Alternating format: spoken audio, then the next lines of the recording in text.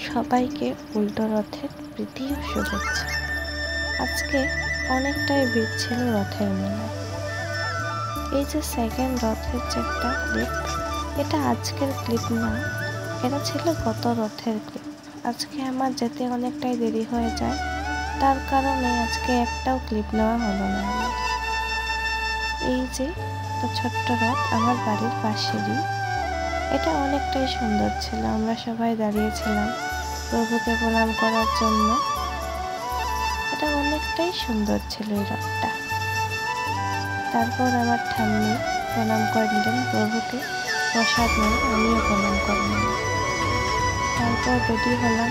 আজকে মেলায় যেতে আমার অনেকটা দেরি হয়ে যায়, তার কারণে একটা রথ দেখতে পাইনি, কিন্তু প্রভুর অশেষ কৃপা যে একটা রথ দেখতে পেয়েছিলাম, কিন্তু এই ক্লিপটা আর আমার নেওয়া হয়নি।